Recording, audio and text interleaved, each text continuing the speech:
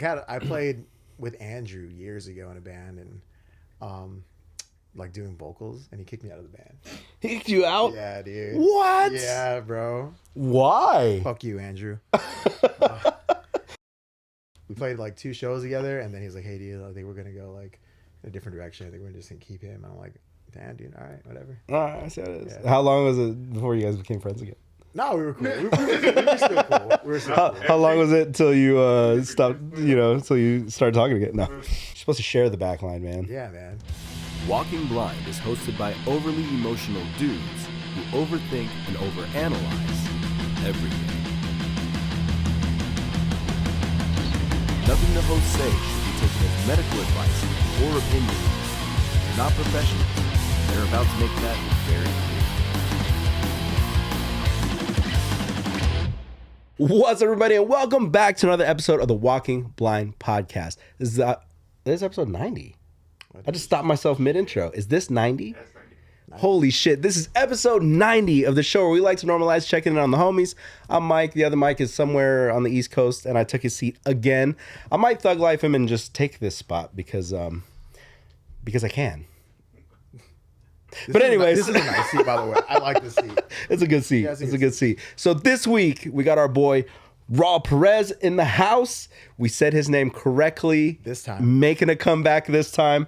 And we had to pop open the bottle of Black Label, so that could make things turn for the better or the worse for this episode. We'll find out. Yeah, I think We're gonna find out. We got this for Jesse's birthday, so that was good. And you didn't skimp on the bottle. This was for anybody that was thinking this is a small bottle. This is the fucking. It's a monster. This is the monster handle right here. You know. So we went to Costco actually, and looking for a good bottle. I'm like, you know what? What about this one? The wife was like, all right, let's do that one, and then.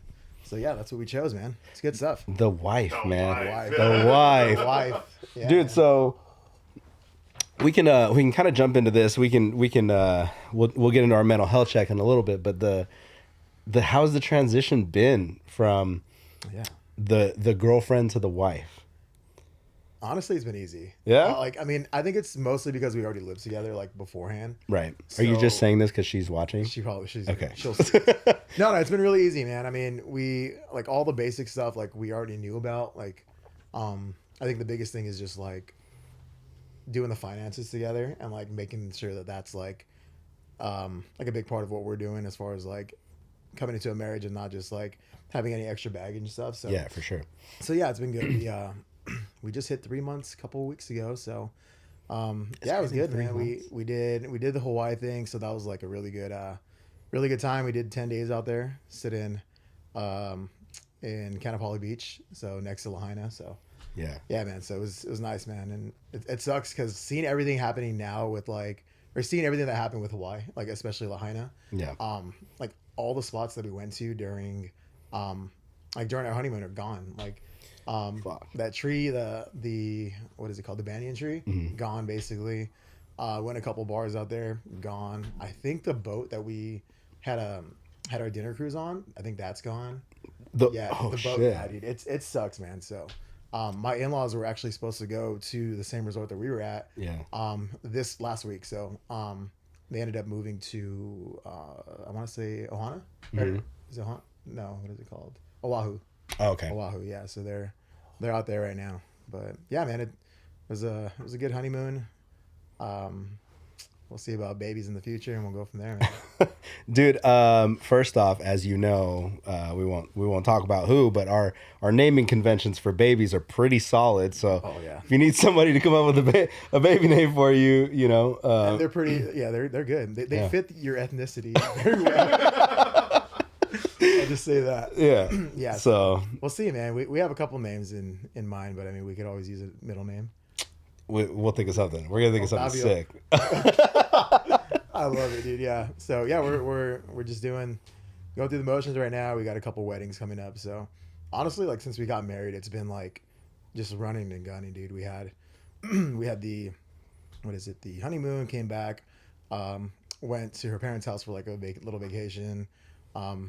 I've been out of town. She's gone to do some stuff. She's going to a bachelorette party for her cousin in 2 weeks. Then we have her cousin's wedding, and then we have holidays. So like it's just been like nonstop, dude. So It's gonna be good. It's gonna be good to finally start to relax come January, I guess. So Yeah. Dude, I feel like this second half of this year has just been a nonstop fucking like whirlwind for our entire like crew and circle of friends. It's just like these past few weekends have probably been the slowest I've had in like 6 months. yeah. To the point where even Jesse texted me out of nowhere. He's like, "Hey, what are you doing? You want to go to lunch?" And I was like, "I just had lunch with Karima. Like, we're running around. My bad, you know." Yeah. But like, and normally it's not even like that. It's like we have to be here, and then we have to be here, and then we have to go there right afterwards. So yeah, like I mean, even not even just like marriage stuff or like wedding or just life in general, but even work has just been crazy busy for me. All of August, dude, I've been just like so busy. One of my buddies keeps like asking me to hang out, and every time like I tell him, "Oh, maybe this weekend," dude, I don't want to do anything on the weekend. Yeah, man. I just want to chill, sit at home. Yeah, man. But this month or last month, I should say, it was pretty busy. So September we got some good stuff coming up though, so I'm excited for that. Yeah, dude, it's definitely, your life is gonna definitely be a nice little change of pace. Oh yeah. With marriage, and then like we kind of talked about this before we got on the show, but like now like looking at homes and looking at like in good school districts, making sure that the education is key to the wife. But dude, I mean, it's definitely like a huge step, especially when you go from like, it's one thing to be like, yeah, it's my girlfriend, we live together, we talk about everything, till like now our lives are completely intertwined. Like it's literally a commitment, dude. It really is. And like being in a relationship with a person and like a committed relationship, just being a boyfriend girlfriend kind of thing, there's obviously commitment there, but being married, it's taking somebody's life and like not just adapting them like to your life, but actually like creating like a whole new life together. And that's what we've been doing, man. It's been good. Like we honestly, like we've figured out for the most part, like when arguments come down, like what are we doing? Like how are we gonna like react? Especially on my part, like she's the kind of person that wants to like solve the issue right then and there. I'm the kind of guy. That's me. I want to fucking run out the door, leave, and I'm like, I just want to go. I just need to be away for a bit. But she's like, no, we need to talk. And but just understanding, like running away from the issue is not going to solve it. It's just going to like prolong any future or any argument coming in. So, but yeah, man, we've been having a blast. It's been good. We're excited. Yeah, so I told you we're eventually going to look at houses starting January, and I think that's when it's really going to start hitting hitting us that like, hey, we're married now, and this is like our first family home. Yeah. So I mean, we have the apartment, we have the dog there. So big thing is getting him his yard, man. Like, dude, he needs it. That was like, I want to say like 90% of the reason why I bought this house, because when I bought this house, I was renting a condo like right around the corner. Okay. Like I could probably throw a baseball from here to like where the condo is. I had to think about it, but canon. What can I say? And like my rent every year just kept going up and up. And I was like, dude, at this point, like it's just more affordable to get a house. 100%. And then also like my dog, like at the time it was just me and Isley, R.I.P.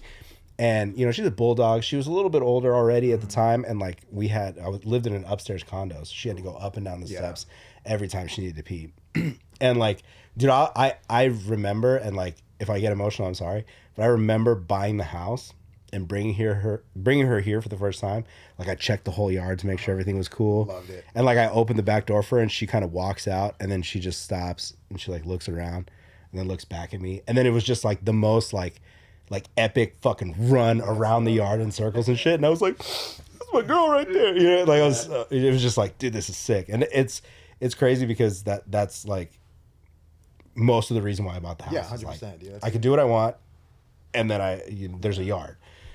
Kind of made me lazy too, though. So just open the door, they can go back there and pee, whatever. We're obviously taking this guy out. Like, dude, he's got like, he goes every like 4 hours at least taking a piss. But yeah, man, like he's like, it's like clockwork. Every 4 hours he's ready to go out. He knows that it's time. So that'll be easier. But yeah, for us, like rent's not crazy. We have like, since she's lived there longer, so she had the roommates there when like before me and her met. and the rent stayed the same since they moved in like 3.5 years ago or so. Sick. Okay. So yeah, we haven't seen it increase. So hopefully we don't see one. But yeah, man, it's been good. Marriage is good. Life is good. I guess we should jump into the mental. Yeah, health. let's jump into the mental health check. Yeah, So, mental health check where we talk about our weeks, talk about how we're doing, and then basically, if you're going through something or anything, Mike usually does this, so I'm stumbling over myself a little bit. If you're going through anything, what are you doing to pull yourself out of it, or what are you doing to kind of help yourself in those times? Wins, losses, whatever it is. That's essentially what we talk about in the mental health check. You wanna go first, sir? I'll go first, man. I'll go like the past like 3 weeks or so. So work's been busy. Like I told you earlier, I mean, we've been just running and gunning like for the past like 3 weeks or so. So and sorry for the people who don't know or who didn't listen to the last episode or whatever it is. You work for Liquid Death. yes. You're the reason why pretty much we have cans of this on the podcast all the time. So I'm a sales manager for the company. I basically oversee sales throughout most of SoCal. So it comes with a lot of responsibility. I mean, whether it's making sure stores are ordering, making sure the reps are setting orders from like our distributor.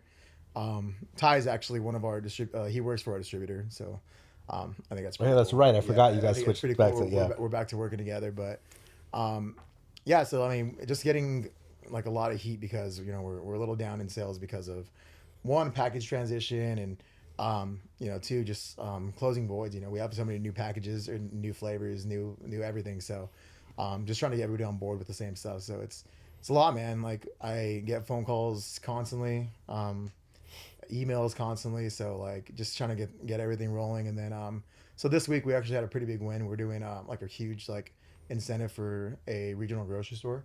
So that's actually going to help boost sales. So other than that, man, I've been stressed for sure. Sure.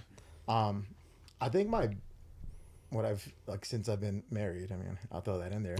Since I've been married. No, but I mean, just coming home, especially when Sabrina's off, like I want to give her like my like undivided attention. Yeah. So, I mean, sometimes I'll like do some stuff on like the computer or, I'll throw on like some MLB The Show or I'll throw on like COD or something like that. And I'll be playing for a bit. So I made it a point like when she's off, because usually I'll do that when she's at work. Mm-hmm. So like when I'm stressed out or when I'm doing stuff, I'm like, hey, like let's make some dinner. Let's come and watch, or I'll come home and let's watch a movie. Let's just like hang out and just relax. And yeah, dude, honestly, our best nights are just being home, either binge watching a show or finding a movie like on some streaming platform and doing that. So it really takes my mind off of stuff, helps me go to bed easier and wake up feeling like refreshed. But yeah, so that's been good.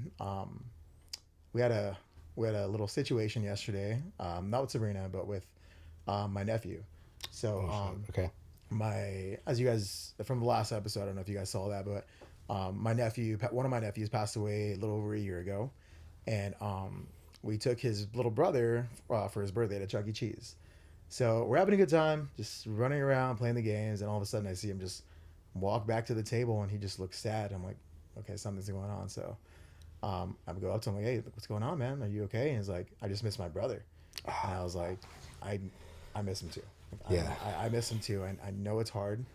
I mean, you're his little brother. Obviously, you probably have a little more like a little bit different feel than I do. Yeah. And I was like, well, like, what do you miss? What do you miss about him? And he's like, I just miss his laugh. And my nephew, that one that passed, he had cerebral palsy. Didn't really talk. We didn't talk. Didn't move. But he did have a laugh. And it's definitely like a distinct laugh that you know it's him when he's laughing. So he was like, I just miss his laugh. And I mean, as an uncle, what do you say to that, man? All I did was give him a big ass hug and told him, you know what, like I miss him too, but hey, like let's have a good time because we're celebrating you. That's what we got to do. So dude, that's so tough, especially because I mean, how old is your nephew? Just sorry guys, I needed it. You needed that. My bad. Come on, bro. He just turned. Well, he'll be 7 on the 12th, I believe. No, the 6th. I'm sorry, the 6th. Dude, it's, and that's what's I want to say that's crazy, but like, it's I'm in my 30s and I still have a hard time dealing with emotions and like hard situations and you know, and the fact that like it's a 7-year-old saying like, hey man, like I'm sad, I miss my like that's, and you know, when kids are that young, they have no filters. Like, they're telling you what's on their mind.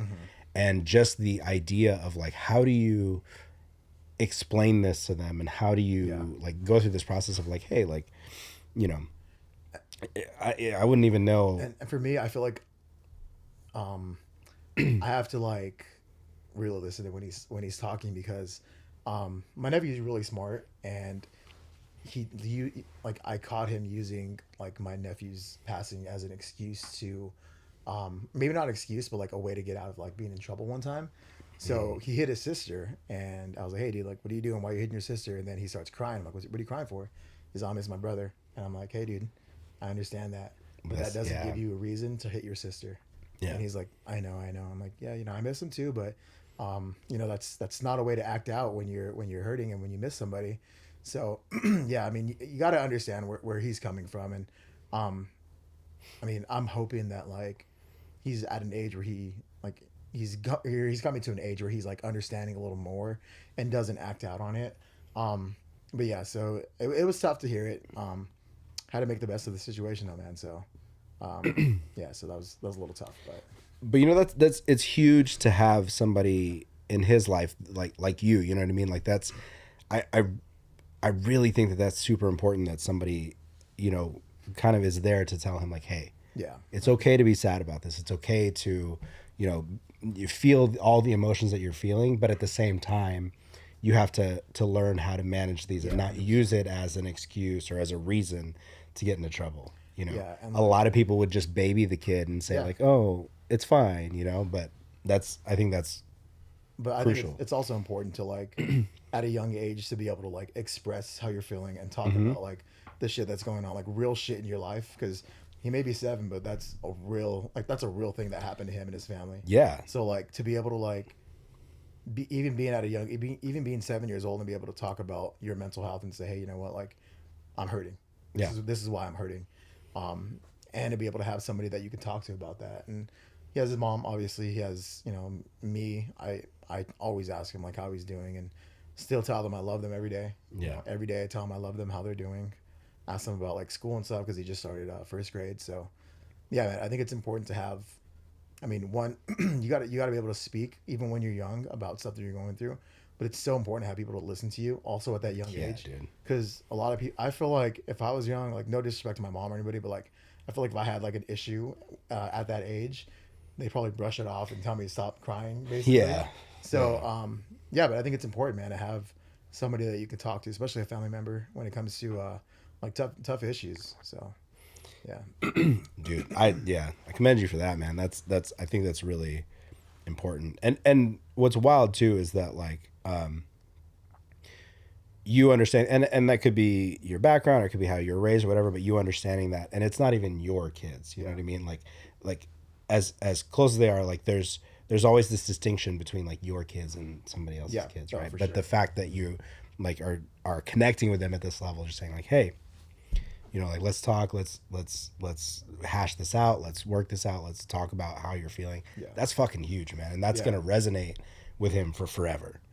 You know, like that's gonna be like such an impact on him. You know, like even when he's older, like he'll hang on to that shit. Which is, to me, like that's huge. That's the hope, man. That's the hope. Fuck, man, I'm finished. There's emotional now. We might need to refill these. For me, dude, it's been actually this week has been like hectic. So for those of you that have been kind of following along with the ups and downs of Karima being in school, she basically in the middle of class had to leave school and is now going to be starting with the next class in October, which we were like super pumped on. But it was just like this whole scenario with like paperwork wasn't handled correctly and things weren't filled out correctly. And then somebody dropped the ball along the way, like, and which has been tough because like, you know, like I want to be there and support her through all this stuff. But at the same time, I'm like, yo, what the fuck, man? Like, why isn't this shit like in order? Right. And to be fair, like none of this was her fault. Yeah. But I'm still like, what the fuck, man? Like this is so. You know, we kind of had to navigate that, and kind of had to navigate like how we're gonna handle that scenario moving forward. You know, but What is she going to school for again? It's CNA. Like it's like a 1 month program. It's pretty quick. But for her, it's going to be super easy because she went to school for nursing and all that anyways. It's just she never finished. And which like to, you know, I will say this, like I want to commend her for the fact that like, you know, she's had like all the cards stacked against her. And I'm not just saying this because it's my girlfriend. Like looking at it from an outside perspective, like I'm like, fuck, dude, I don't know how you've pushed through all this, you know? And so like she has her moments where, you know, and one day I really want to get her on this podcast, like even to the point where I'm like, yo, like if we need to do this single camera and not have Jesse in the room, because you like, if you just want to feel open with me, like we can do that. Yeah. But like just when she tells me her story, that like it's tough, like it's a hard thing to hear, right? Yeah. But you know, she has her moments where she just like breaks down and then finds a way to pick herself back up and move forward, which to me is huge. Like that's like the epitome of like hardcore music, right? Yeah. Like shit sucks, but we're gonna find a way to move forward. There's a lyric in there somewhere. Yeah, there's the like, you know, and I told her, I was like, and you could probably write a record and kill it off of all the shit and in your own way, you know. But yeah, so kind of like based off of that, like this week has just been kind of trying to figure out like, okay, so this didn't happen the way that we thought it would. How do we pick up the pieces and move forward from that, you know? And that on top of like just the bills and fucking all this extra shit, dude. Like I gotta. How's your electricity bill, bro? Dog. This month, it's crazy. You said the electricity bill. My shit was $450 this month, and I was like, Jesus, bro. Yo, where did this extra like $200-300 come from? Like, what's happening? But, yeah, you know, it's kind of one of those, like, my neighbor's getting solar installed. I'm like, hey, what's the deal with this solar? Like, can you send those dudes my way after you're done? Because it's gonna, yeah. But yeah, it's just been. You're gonna go to his house, take the solar panels off, and put them on yours, or just run a line to my house. Just people used to steal cable. Yeah, we'll do the same thing. Yeah, so it's just been to me like you know, I've talked about tightening up the belt and stuff like that, and I have, you know, I've kind of stopped like spending a lot, you know. The guitar things, we don't want to talk about that. That's my one man to blame. That's how I cope with my mental health. We can look at I'm looking right at you. Yeah, we might list this one on OfferUp, you know. But yeah, it's just been it's like dude, this sounds corny, but like it feels like one of those like moments where it's like, all right, shit is kind of fucked. Yeah. You just got to fight your way out of it, you know? And I don't know what that means. Yeah. Like, I don't know what I have to do to really like find my footing there, but it's just been, you know, like today I had the day off from work. So I found side jobs to do. Like I went and like, my dad was like, I was going to hire a bunch of people to do this shit, but if you'd rather do it for cheaper. Must be nice having a dad. You know, fuck. Here, go ahead and let me pass that to you. You know, so it was kind of one of those things where I'm like, yeah, cool, like I'll go out. So I haven't been home all day, like until about like an hour and a half ago. I got home, took a shower, came back here and played a little bit of Fallout, and then you know, just been kind of I'm back in. Sorry, Jesse. I'm back in that. Should be cool. I'm back in that, like, just let me just chill at home and figure out what to do. This episode is sponsored by Johnny Walker. Yeah. But yeah, it's just been, you know, it's kind of one of those things where it's like, all right, we'll figure this shit out. We always do. And I think just gotta go. It's kind of like a fight or flight mentality. Like when it comes to like going through like really hard shit, you could either like dig deep and like figure it out. Yeah. Or you could just like crumble. Yeah. And I mean, for you to just try to find a way out of it, I mean, that says a lot. So. Yeah, it's it's one of those things where it's kind of like I have no choice at this point. Like I have to do it. I have to just claw my way out no matter what that means, you know, and it is what it is.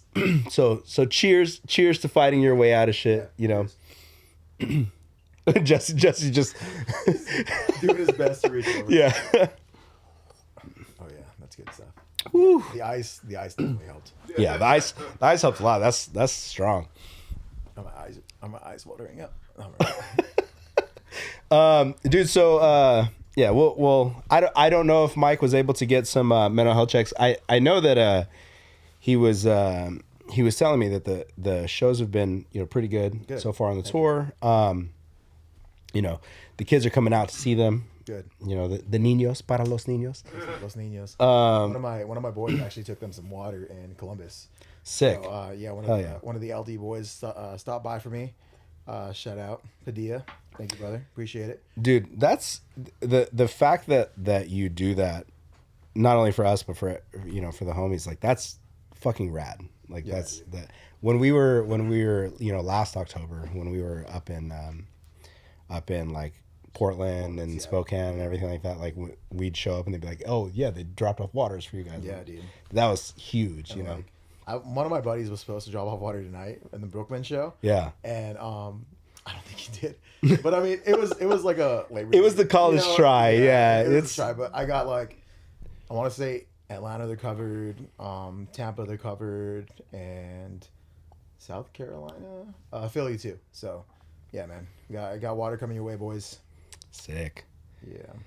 I know that Mike's Mike's probably equal parts stoked that he's on tour, but also upset that he's not here. Oh yeah. You know. Fuck you, Mike. No, I'm just kidding.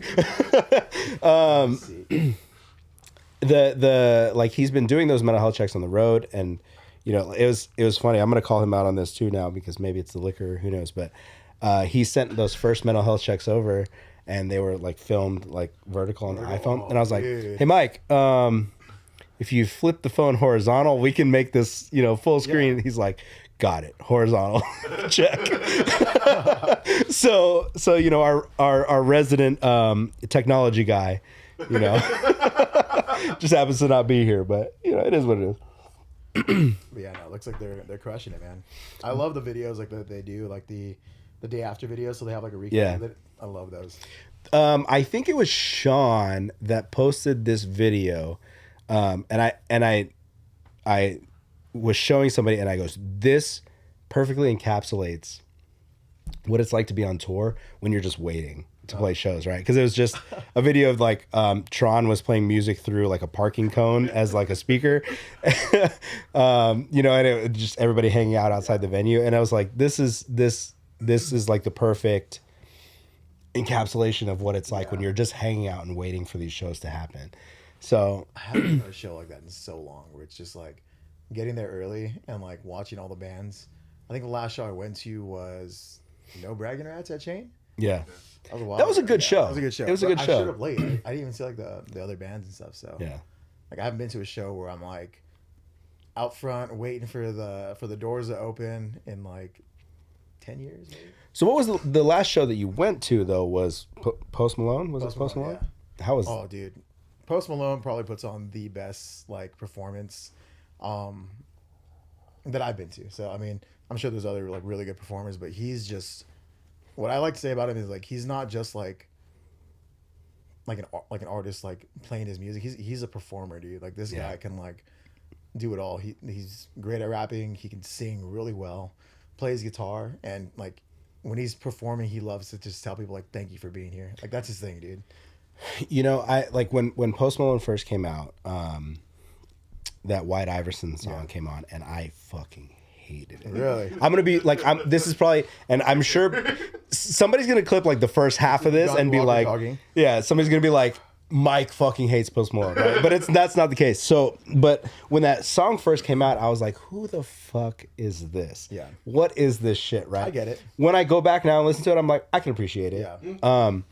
But like when that song came out, I was like, God, I don't. Another fucking here's another like let's just capitalize on hip hop and you know, and mind you, at the time I I was doing hip hop music, and I was like, but it wasn't until I think he did Joe Rogan, Okay. where I was watching the interview, and I was like, real. dude, this guy is so real. Yeah. He's so fucking wholesome. Yeah. And he's like, and then just like and then that's when I kind of did a deep dive. Yeah. And I was like, oh, dude, I kind of knowing that, like I fuck with this. And then like the more and more I would see, music. Just this, and I forget who it was. I'm not gonna quote names because, I don't want to like one get anybody in trouble or two, say the wrong names. Yeah. But I remember sitting in a room, we're passing joints around, we're sitting around, and somebody was like, yo, that fucking Post Malone guy hung out with us and tried out for our band, and we said no, right? Like we axed that shit. Dang. And now he's this, He's that, right? yeah. And I'm like, sometimes it's what it takes, man. Sometimes it like people telling you no is what makes you fucking say, okay, yeah, fuck you. I'm gonna do whatever I want to do. Sidebar. Glen Helen Amphitheater, get your shit together, man.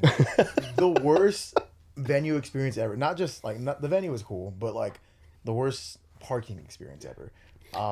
From baseline on the 15 all the way to Glen Helen took us an hour and 40 to get there. Holy shit! An hour and 40 just from that little. What was that? 5 miles, if that. Yeah. Took us an hour and 40 just to get there, dude. We left the house at 7:15. We're like, oh, it gives us a good amount of time. He's probably gonna go on at 9. Give us time to park, get a drink.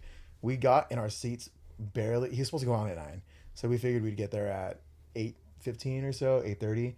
We got on our seats at 9:05, and luckily, he didn't go on until 9:30. Fuck. So, but still, I was like, dude, we're not gonna make it. Sabrina's like, if I miss this song, I'm gonna be so upset. What was the song? What was she looking for? It was the first song he started off with. What was it?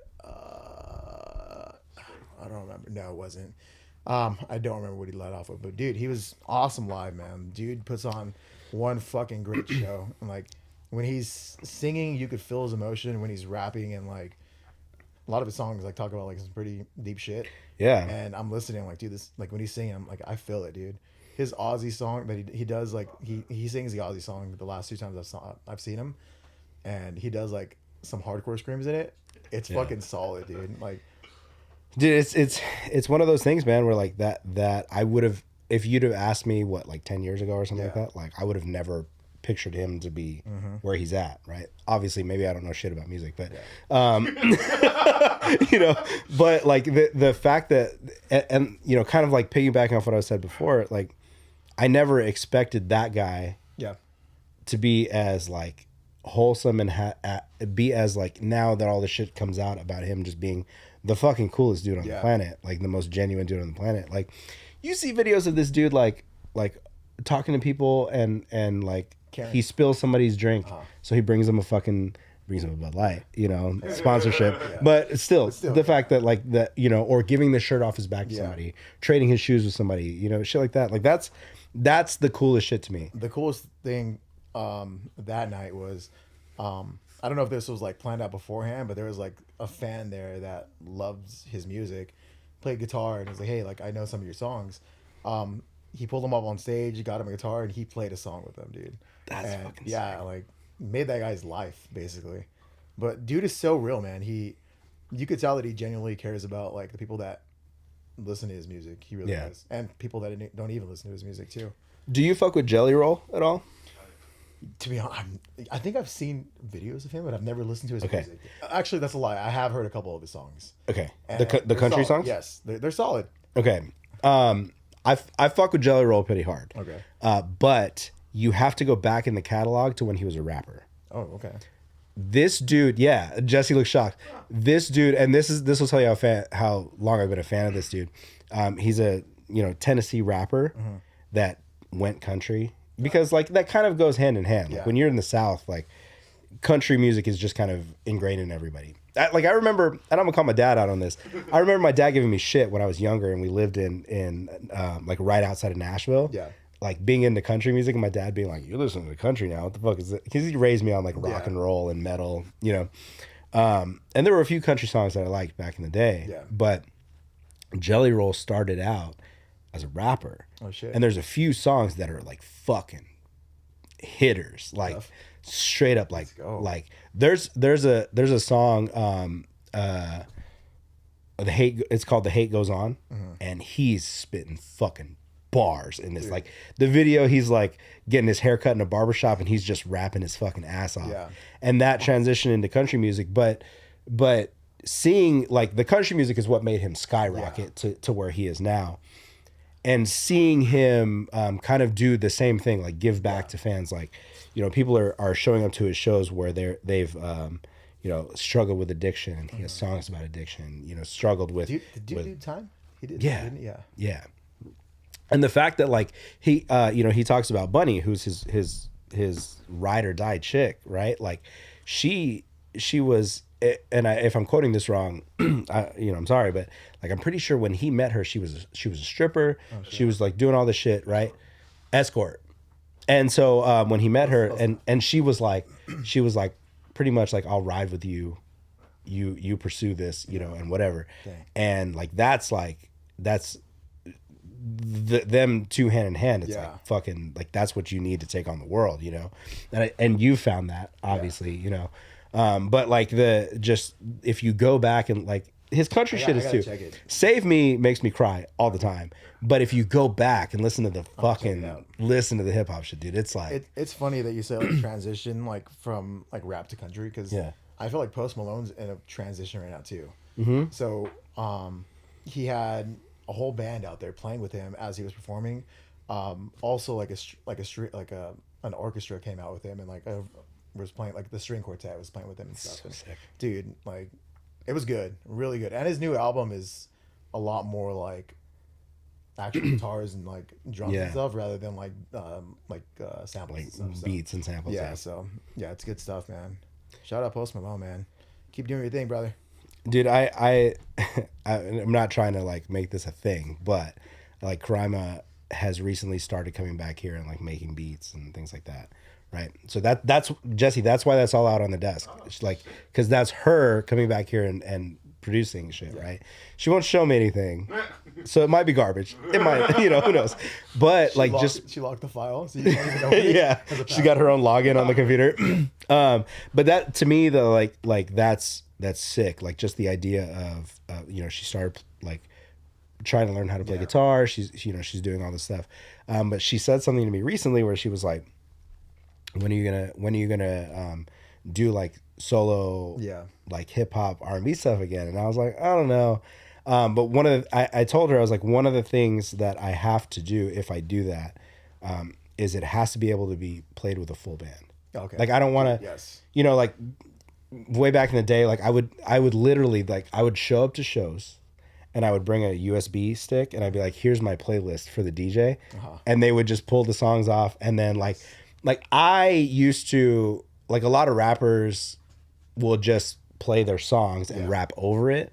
I would cut the verses out of mine. So I was actually live rapping the verses. Yeah. And I would keep the choruses just so it sounded stacked and huge. But a lot of people would just be like, yeah, just play my playlist on Spotify and here's the songs. But so before I would show up with a USB and like that was that. And it was like kind of fucking whack. Like every now and then we'd have people on stage like hype men and shit like that. Like had my homie Evan, shout out to Evan, that would come up and like hype man stuff. But I'm like, I want a full band. That'd be awesome. Like if I'm doing that shit as a full band, I'm in. But it's funny that you say like, so Crime was like making beats and stuff. And I told you before the show, so like maybe 10 years ago or so, I was making like just random music. Like the music that I really wanted to make was like, This Will Destroy You, Explosion of the Sky. Those are like some of my favorite bands. So I was really big into like the early November. So they had a song called Sunday Drive.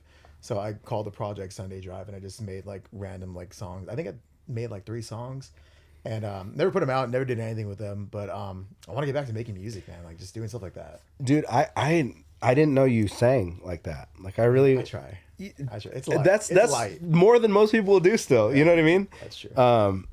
Dude, that's I wanna hear a music project. Yeah, dude. Even if you want to come here and fucking do it. So I know I'm gonna actually ask you what programs you use to like record, because I wanna start getting some stuff. Hopefully Jesse can get me a guitar. See how that goes. And if I can get it approved by my financial advisor. Dude, straight up, if you just need to borrow a guitar, that one's sitting there letting us play. Straight up. I was just sitting there since I got it. That was just sits there. Dude, but I want to hear a fucking music project. Yeah, dude. Like, have you ever listened to Explosion in the Sky? I haven't listened to So, Explosion. have you ever seen Friday Night Lights? Yes. The music from there, that's Explosion in the Sky. Okay. So all that stuff, just like instrumental, soft melodies, bro. Like, Sick. love that stuff, man. Sick. Good stuff. So Have you, and like this might be a little far off, but have you fallen down that like rabbit hole on social media where they do like these 80s synthy like type of like really vibey instrumentals and music? So like there'll be a video, for example, it'll be like we just robbed a bank and now we're riding off into the sunset, and it'll just be like this 80s like synth fucking like probably not, but dude, like that. I want like music like that. just vibey, you know. Real quick, did you listen to Liquid Death's like album that we came out with recently? Yes. Okay. So stupid. First off, like I know so many people got pissed off about a lot of the shit that was on there. But who, like, and I don't know if you know this, but whose idea was it to just be like, all right, like let's say fuck it to the haters and just. So that's actually our third album that we put out. One of them is like a punk album. That's the second one. The first one is, you can find them all on Spotify too. Wait, there's a punk album? Yeah, there's a punk album. What? Oh, And then there's one song on there. It's called "Good Try Devil." Yeah. And it sounds like a Johnny Cash song. It's fucking awesome. Sick. And then the first album was like a death metal sound, bro. Like, yeah, it's like growling and everything. It's legit, dude. It's good stuff. What? Yeah, check it out, dude. Okay. So, honestly, like, it's great marketing. It really is. Like, to take people's comments that are talking so much shit about your brand and saying, just make music out of it. You just made a song for me. I appreciate it. It's basically what we did. So yeah, man, we got some good guys on creative. Dude, the Liquid Death marketing team and creative team, whoever is spearheading this and whoever's on that team, like I have so much props because, dude, like every time I see like an ad or I see something, it'll be like, what the fuck? This is genius. The Martha Stewart thing was fucking amazing. Insane. The greatest, huge, probably the funniest commercial that we've done. In my opinion.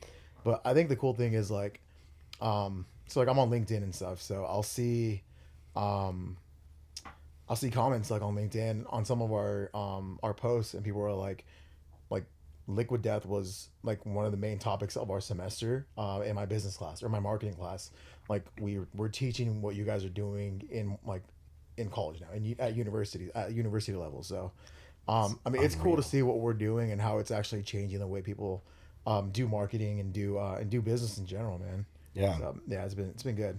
Well, I think that I don't know the numbers off the top of my head, but I remember reading that like Liquid Death was the largest growing beverage brand In history. Yeah. And It's crazy. So like social media, we're like, I think number one beverage brand on TikTok right now in the world. Number 3 most followed beverage brand in the world also. And that's behind Red Bull and Monster. That's it. So like the impact that we make on, dude, we have like meetings and we talk about like just like social media imprints that we do with our videos and like how it's free advertising, man. It really is like clicks that we get just like, and how much like those clicks would be if it was just like a paid program. And it's like, dude, we're saving so much money on that stuff. So I don't know I don't know if you were at liberty to speak of this, but so back in the day, you know, when we would do Warped Tour and we were on tour, like the thing that sold us on water in a can was Monster. Right? So we had the Monster. It was a Monster can, but at the little bottom it said Tour Water, and that was the freshest, most crisp fucking can of water you can have, right? Was it really crisp, or was it because you were so fucking hot that you needed water? Fuck yeah, dude. Come on, bro. I have this memory of just pulling it out of a cooler and just being like, this is amazing. So now Monster is coming out with Tour Water. Is it even making like a blip of a difference? I mean, I haven't seen it. I've seen it at stores, and I see side stacks just like staying there, like not really moving. Yeah. So we were at Expo West, which is like huge natural foods. I don't know if I could talk about this. I'm sure I could. A huge natural. Just let me know before Friday. We'll cut it if you can. It's like a huge natural foods convention. So like every company is there. Us being like one of the main ones. So we had a huge booth downstairs. We had like a hydration station upstairs, and Van's Tour Water or Monster Tour Water had a booth like maybe like 6 aisles down from us. People were coming over with their cans and like, dude, this shit sucks. And I'm like, dude, if that's your opinion, that's your opinion, man. They're like, it tastes like dirty water. That's what it is. No way. So I'm like, dude, like if you want, you can have a can of this. And yeah, people were literally throwing their cans of like the Tour Water away, like in our like trash can. Yeah. And grabbing one of our drinks. Dude. Like, wow. Yeah, so I mean, honestly, like good for them. Like to me, Monster really dropped the ball on that. It should have been sold way back then. It really should have. So like, I mean. We basically, and that's where our CEO actually came up with the idea of Liquid Death is water in a can was from Warped Tour. Yeah. So, yeah. So that's a really like that's honestly like a really big like influence on how we came about too. So shout out to them for doing that because. I mean, who the hell wants to drink an energy drink when they're sweating on stage? Man? I just remember, I thought it was the most genius marketing because one, like you get on the tour, and mind you, I was working for Atticus at the time. Okay. And you get on tour, and of course, like registration day comes up, and they're like, "Here, you select a pair of Vans in your size. Yeah. Grab a pair of Vans." And then you either you're on a production bus or you're on a band bus, whatever that is. And then throughout the tour, like every day they bring you a case of like beer and water, basically, right? So you have water. I don't know if they gave beer to the production buses. I was with another band. Mm-hmm. So, they bring cases every day. Like you pull up, you wake up, you walk outside and there's cases next to your van. And there'd be water there. And like, it was just cool. Throw it in the cooler on ice. We'd have it for later, whenever it starts to get cold. And like there was just something about it. Like to be fair, you would have that tinny taste of the Monster Tour water. But I always thought like this is the most genius fucking marketing plan because like you look at your favorite band, like you're like, and they're drinking Monster. Here's R.I.P. Mitch from Suicide Silence on stage, fucking ripping it. Turns around, chugs Monster, and you're like, I want a Monster now, right? Little do they know, it's just water. Yeah, it's just water. Like the tour water was like fine print. So you're right. Like had they capitalized on that back in the day, it would have that would have been the real deal. Yeah, but it really would have. Now it just feels like, and if Monster wants to sponsor us, I'll revert this statement, maybe. But like it just feels like, oh, water in a can's doing well. Liquid Death is killing it. We should also release what we did. And that's the thing too. Like in the water category, there's so many different like. If you think about it, like okay, take energy drinks for instance. There's your big hitters. What is it? Monster, Red Bull. And maybe like a third part, like another third one. Yeah. So like it could be C4, it could be Ghost, it could be Bang, any of those, or Rockstar even too. And then it goes. Didn't Bang get sued? Yeah, there's. I think they get on Bang right now. I have a lot of people that are like hitting me up, like asking for like positions at Liquid Death that are opening. I'm like, Okay.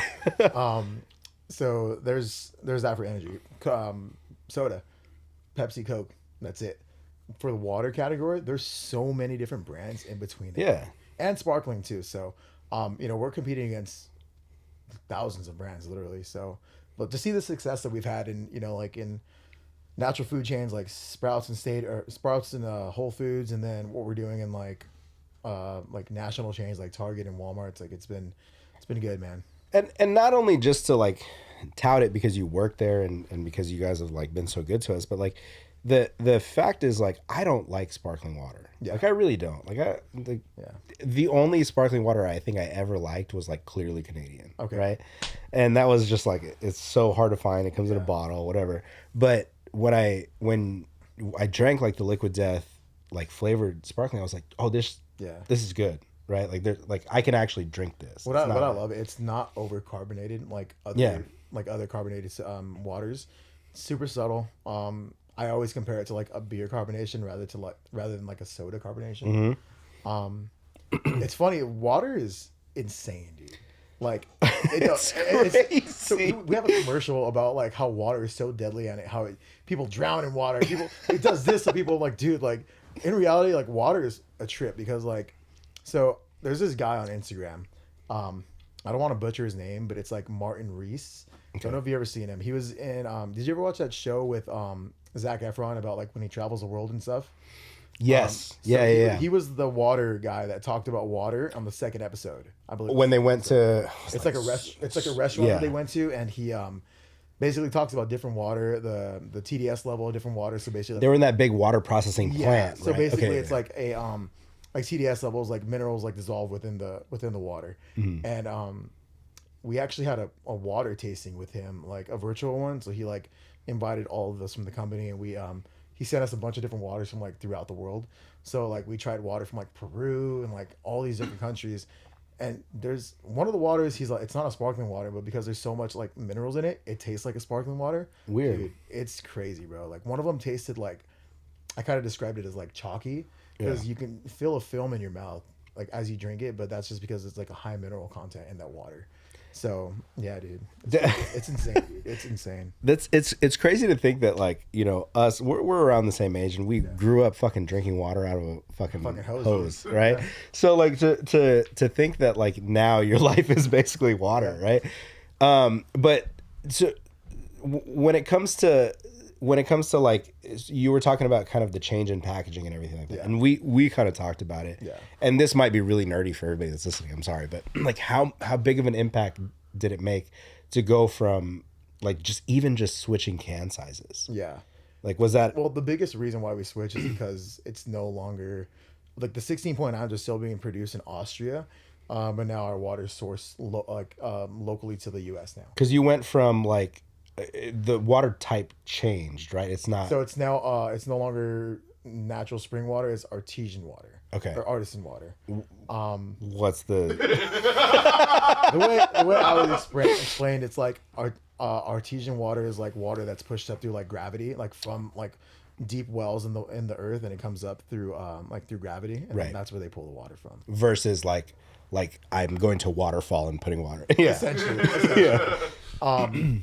So the change, I mean, I really can't talk too much about like the change in like finances or like money change and stuff, but honestly, like I think knowing that the brand is like still doing really well and seeing us selling really well in stores shows that it was. It's the only change I could talk about is like packaging and like Stater Brothers, like so, or like in different grocery stores. So we have like singles package and a multi-pack package, and it's probably difficult for like our distributors because there's so much shit for that.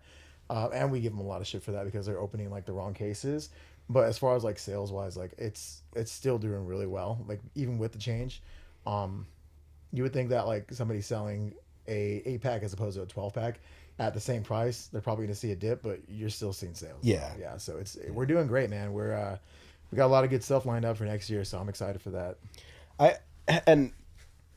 I remember, I'm going to call out, I'm going to shout out the homie, Bad Wolf here, but like that was probably the first time I saw like Liquid Death. You know, like I saw him, and I feel like some of the people that worked at Liquid Death, like pushing this product. Like there was a video where they went to like a Ralph's or something like that, and we're trying to check out with it. Yeah. But like they were like, oh, we don't see this in our system, you know.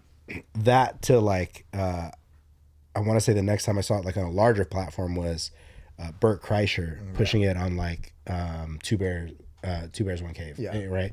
And then all of a sudden, just like out of nowhere, there's this fucking massive explosion. And like, I mean, you were at Metallica last weekend. Yeah. First time we've ever sponsored like something like that. So we sponsored the whole world tour, man. We had one of the guys, his name's Joe. He basically like was hired on for a new position. That's basically like overseeing the tour, making sure that everything was like crisp at like every stop, making sure that water was there, making sure that everything was like aligned to what we needed. Yeah. And yeah, man, we went from not really doing like crazy sponsorships, and we really don't still, but this was something that we had to jump on, one because like Metallica's like, they're a great band, and also they're investors in the company too. So yeah, man, like we like to utilize like any investor that we have, like if they're putting like their finances in, like why not, like I don't want to say take advantage, but utilize them as a resource. Like you fuck with us, we fuck with you, and push the brand that way. So I mean, you saw what we did with Steve-O, right? Like weird. Yeah. Weird. I wasn't a fan. I thought that was a little weird. Are you allowed to say that? I mean, I thought it was a little weird, but I mean, I got the same like responses from people that were sending me videos of like the witch doing like a hex in our warehouse and That stuff. was Jesse's like favorite video. His mom's all yelling at us. Yeah. ¿Qué es eso? But yeah, so I mean, like, honestly, what it is, it's just great marketing, man. It's really what it comes to. Is like we're doing things the wrong way, and it's the right way for us. Dude, even when I was when we were at the Metallica show, like we were looking at the merch, right? Like obviously this is Metallica shirt, but That shit's hard, by the way. dude, this one was cool. I got this one and one other one. Shout out to my dad. He wouldn't let me fucking after the concert and like parking and food and everything. He wouldn't. Which parking was in fucking insane. I heard it was like 100 and something. Dude, 120, 130. we parked at the Forum and it was like $56 prepaid. Yeah.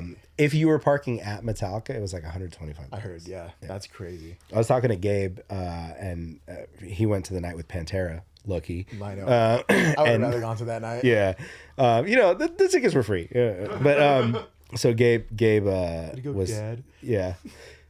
Gabe was telling me that like the lady tried to charge him like they were saying it was like $125 For to parking. park at SoFi, and I was like, "Yo, how much is a parking ticket?" Because it might be cheaper to just take the ticket than to actually park. But anyway, so when I was there, we were in the merch line. We were looking at all the shirts, and they were selling the Liquid Death Metallica collab shirt as one of the merch options up there. They didn't have my size. Actually, they didn't have like my size in like anything. I had to go way bigger. I had to go 2X, and I just threw them in the dryer and let them shrink. That's what you got to do, man. Don't look at me like that, Jesse. I'm losing weight, okay? You know, so but yeah, it was cool to see like right when you walk into SoFi, like here's the merch tent, and then right behind that here's the Liquid Death you know, like booth and I mean it's awesome to see us like I see you guys pop up everywhere. I text you this weekend. Where were you at? I was at a fucking gelato. Like, I randomly. Okay, so what happened was this weekend, like we didn't have any plans. We were just hanging out, and I was telling Karaima, I was like, "What do you want to do? Like, let's get out of the house, you know, whatever." And she's like, "Let's go to L.A." And I think she was trying to, you know, she was like, let's go to LA. Let's go to Guitar Center. Let's go to Sunset Guitar Center, right? They have this cool vintage room. We won't talk about that. I didn't buy anything. Okay. So we went there and then we were like, let's just, cause she brought her camera and she wanted to take some photos. So she was like, I got a sick ass photo in front of the Kobe mural, Let's go. you know? But, so we ended up at that like shopping center right next to the Chinese theater. Okay. Right off Hollywood Boulevard. And we go over there and this is probably too much information, but I'm gonna be really real right now. We got there and I was like, babe, I'm about to shit my pants. I gotta take a shit, right? And so like I went in there because I was like, shopping center, there's gotta be a bathroom. Ended up having to go into Dave & Buster's, you know, whatever. But so while we were there, it was like a gelato festival that was going on.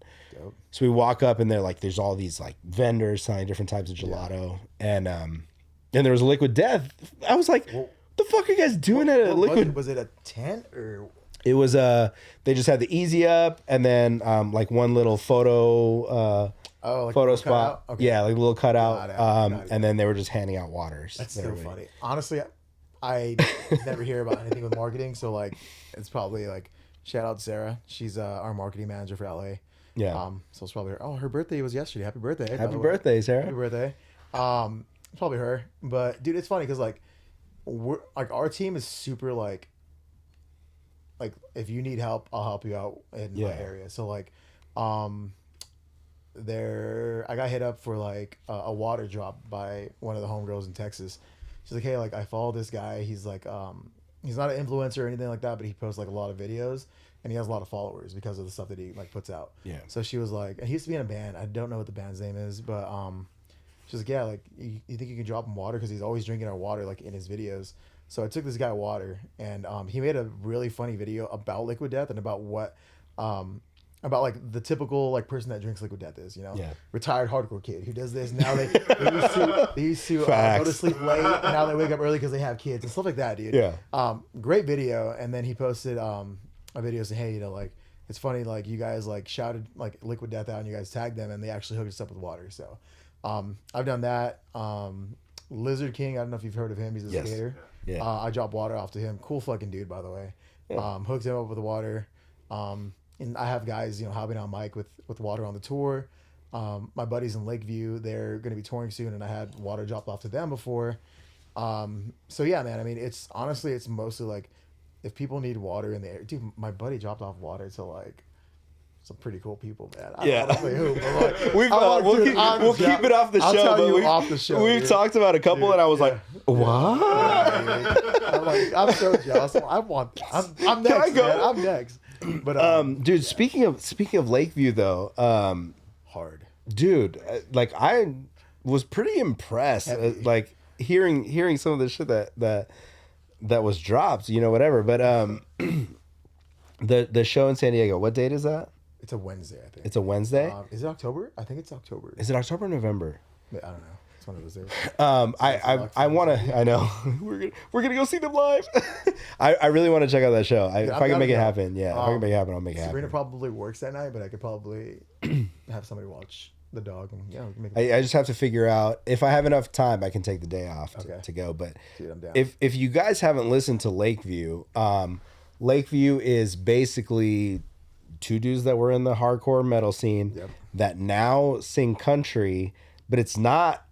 It's like heavy. it's still heavy. Yeah, it's heavy. And I was just listening to this shit like, okay. Yeah, dude. This is cool. Their riffs are good, man. Like they got some like saucy little breakdowns in there too. Yeah. Like if you're not in a hardcore, if you're in a country, you're like, oh, this is different. But if you're in a hardcore, like, dude, that's good stuff. What I love about it is like it might be it equally serves as one person's springboard into country, and then somebody else's springboard into like, oh, I like breakdowns. Like, let's listen to heavy stuff. 100%. Yeah, it's cool, man. Shout out Luke, man. Good stuff, brother. We'll try to see you soon. October 18th. 18, October 18. October 18. We're gonna go to San Diego on October 18. You said fucking Johnny Walker. Yeah, October 18, Moonshine Flats. Okay. I'm down. Okay. I'm down to go. Dude, yeah, if I can swing it, I want to go. I gotta see this. Oh, October 18th. Okay. October 18th. October 18. But And you just gotta roll the punches. That'd be fun. But yeah, man, good music, good stuff. But yeah, Liquid Death, we're doing some good stuff. Dude, yeah, I'm stoked for you because the company growing means you growing. Yeah. You know what I mean? It means like bigger and better things for you.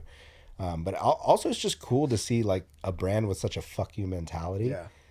Like That's killing really, it. It's really what Yeah. it is, dude. Like, I mean, it's just so cool to see that aspect, and like the cool thing is like, I'm not saying I'm gonna leave the company, but I mean eventually like suppliers, they usually go different directions and either budget cuts or they sell or whatever it is, and you move on from that company. So like, I think the cool thing is having like the company of Liquid Death on my resume and say, like, this is what I did with this brand, this is how I helped out with this brand, and throwing it on on my resume and applying for most suppliers, like whether it's a new water company or whether it's a beer company that's like a craft brewery, or whether it's like an energy company, like anything like that, like it's a really good thing to have on my resume. So, and because you were with AB before, right? Like that's how you met Ty. Yeah, so I met Ty at 81, and then after that, I worked for RNDC, which is the best way I can put it is I worked for Gallo Wine, Barefoot Wine, Jack Daniels, Tito's, all those. Okay. So I used to sell that stuff too. So, yeah, man. And I got hit up one day on LinkedIn. Dude, if you need a job and you're looking for one and you're hurting, LinkedIn is the way to go. Dude. I'm telling you, man. Like, I get so many people, like, even now coming to me, like, asking me, like, hey, are you interested in, like, this position? And it's like, they sound like it sounds like a really cool job, but, like, I love where I'm at. So, like, I wouldn't take it. And it's hard to leave something that you like, but you love. You love, yeah. Yeah, even like if the money was right, like if they were to offer me like a decent amount more, I don't think I would go because of just what we still have with this company and how much we're growing. Yeah. And we're employee owned, so like we all get like partial stake in the company. So I mean, it's pretty cool to have. That's fucking awesome. Yeah. I wish I worked for an employee-owned company. You get free healthcare? Walking Blind's employee-owned. Okay. Yeah. That's good. Well, yeah. Sabrina and I work for the same place. Yeah. You know, we don't have to call it out, but Yeah. we work for the same place. Yeah. Same benefits. She Nice. just gets paid way more than me. She just saves way more lives than I do. You know. Dude, she tells me some funny stuff, man, about like her job. She's like, yeah, sometimes we'll call each other in and like, look at the baby, isn't he so cute? Or like, sometimes the baby's not that cute. She's because she works in. We won't dive too deep, but she works in peds, right? Yeah. I have a couple friends that work in peds Yeah. that you kind of tell me the same stories. Like, Yeah. Yeah. Pediatrics. Or you have like the parents like that are like saying how cute the baby is with the baby. Dog, I'm gonna say this right now. And Your baby's ugly. I'm gonna tell you your baby's somebody's gonna be pissed at me for this. I feel like all babies when they're first born, ugly. they're ugly. Yeah, they're ugly. Like they look like aliens. Yeah. They fucking They look like boxers that just got the shit kicked out of them. That's what they look like. Dude. They're all swollen. like No, dude. like I'm not saying that your baby's gonna not end up cute. Yeah. But when they're first born, it's rough. different for the parent because you're like, I created this life. This is mine. This is my baby. It's cute as shit.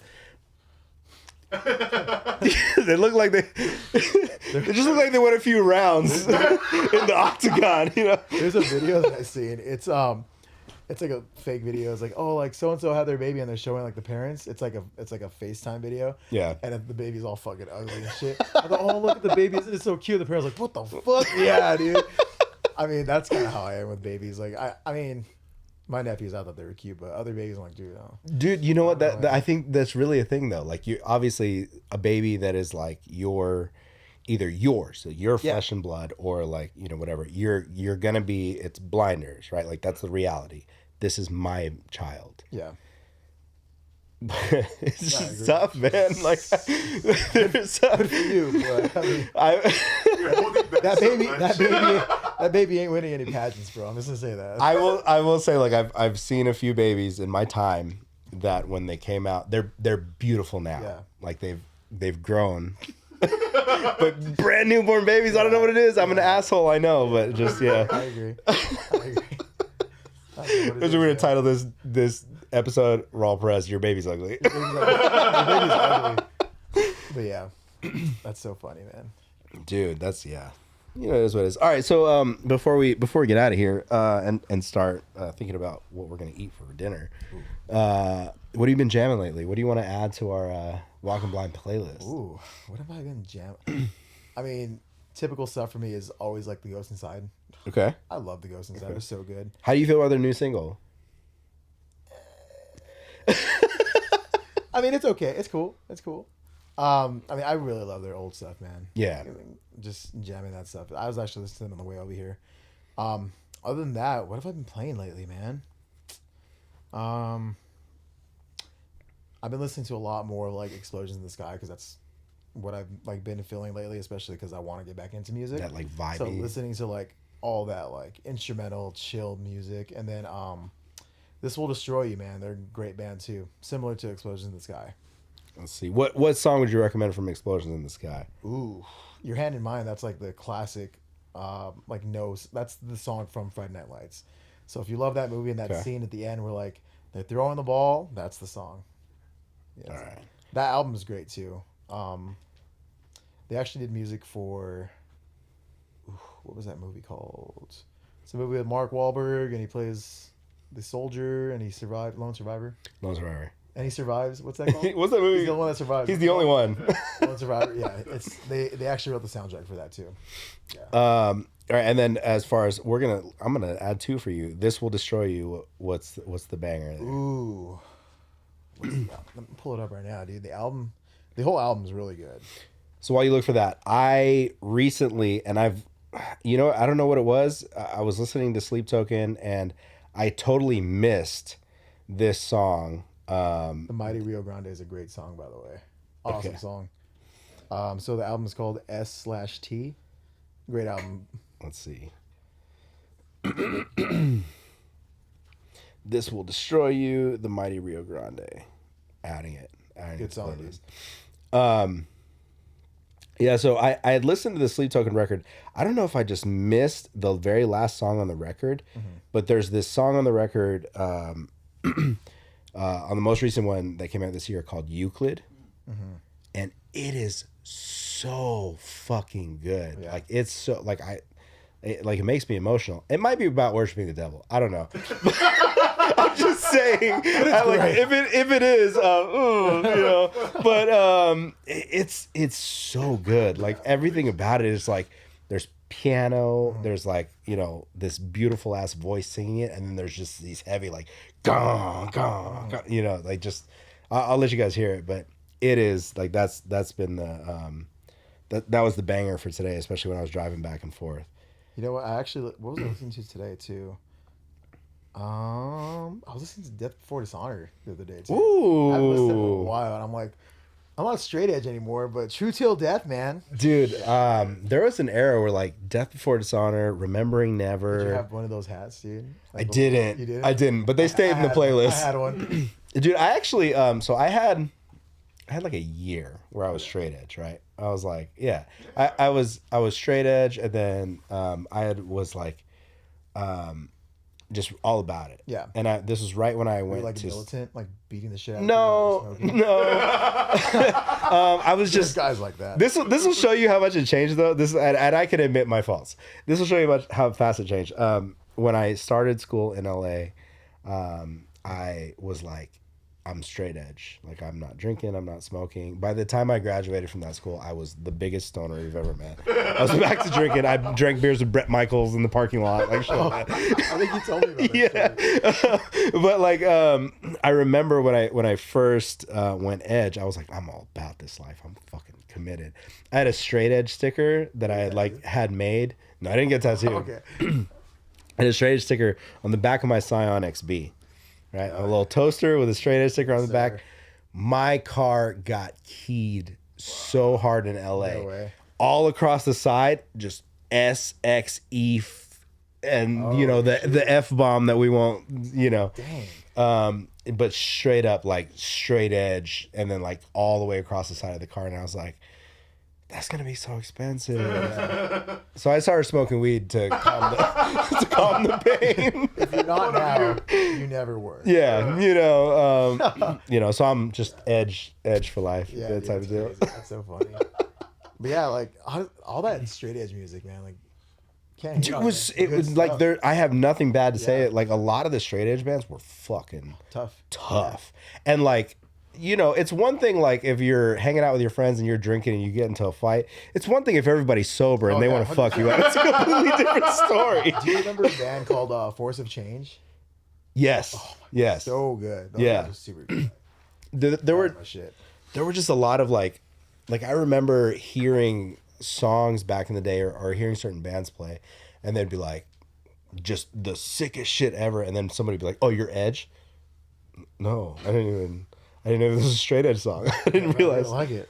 Like Forever, like Throw Down Forever. That was like one of the like my entries into like just this heavy ass Throwdown shit. And so good. I remember. Oh god, what was that album called? Haymaker. yeah, That album's tough. Mm-hmm. That album's really good. and the album that came after that, just like the simplest riff in. You remember that song Burn? Yes. I was like, fuck, this is so tough. Super straight edge. Another song or another band I would listen to, Dragon Force.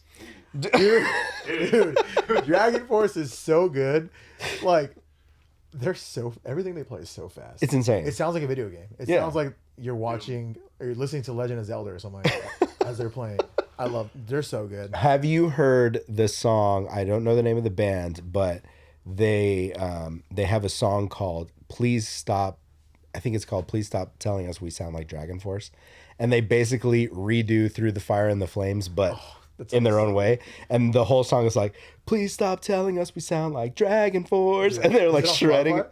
Yeah. Okay, I'll listen to it. Yeah. There's a music video for it and everything. It's awesome. They're so good though, man. Like their music, like guitars are great, obviously. His voice is awesome too. Mm-hmm. Good albums, man. Like the first two are really good. I like those albums. But yeah. Loving that lately. Dragon Force is one of those things where like I like, you know, in my journey of guitar, like I watch these dudes play and I'm like, I'll never I'll be never that. be at that level. I'll never be that. I bought a guitar with a Floyd and I'm like, this doesn't work for me. Just throw it back. Give it back. Yeah. So, Yeah. well, dude, thank you again for fucking coming out and hanging with me. Thanks for having me. Thank you to supporting the boys, getting them water. Thank you for the whiskey tonight. You know, Dude, solid whiskey. Johnny did Walker. did we say anything that we shouldn't have? I don't know. Probably. Let me know by Friday if you want to. If I don't have a job next week, Yeah, you know what happened. we'll come back and do your mental health check with how this show fucked your life up. Yeah. Episode 91. Raul's no longer employed. Shit. Do you have anything you want to plug? Any socials? Yeah, not really, man. I mean, you guys all know what my socials is. You guys know what my socials is. Johnny Walker. No, what my socials are. Yeah, man. Liquid Death. Try it out if you guys haven't. Sick. There's some teas that I'm upset about, but we don't have to dive into Got that. some new stuff coming. So you guys know. Yeah, for us, at Walking Blind Pod everywhere, walkingblindpod@gmail.com. If you guys want to send in questions or send in your mental health check. You guys have seen the last couple episodes where we've gotten mental health checks at shows. We'll throw those on the episode too. So send those our way. You know, if you guys are catching the Born Dead tour or any of the supporting dates, make sure you guys hit the table, get a resources card. That'll give you the resources within 30 miles of every venue they're playing at. Awesome. Scan that QR code. It'll give you a list. Just find your show on there. Yeah, the boys are killing it. You know, we got a couple more guests lined up. Once again, like I feel like our homie Jolka said it best. Like this is just Mike pulling in people to reconcile our differences or whatever it is. You know, I probably worded that wrong too, but you know, basically, I feel like you know, next week my brother is flying back in town from Atlanta, so Brian will be here.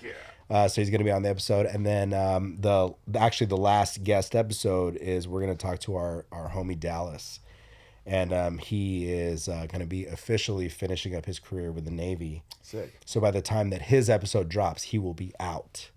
So we're going to kind of talk to him about his struggles with the military and things that he's been through. So Congrats to you, man. Yeah, a couple cool episodes coming up. So make sure you guys hang out with us and you know, stay along for the ride. Mike will be back in 3 weeks or something like that.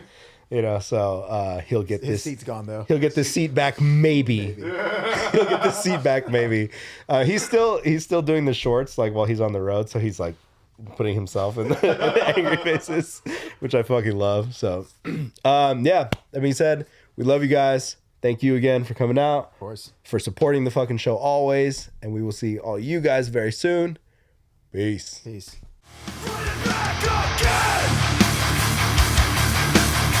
No way to handle my aggression.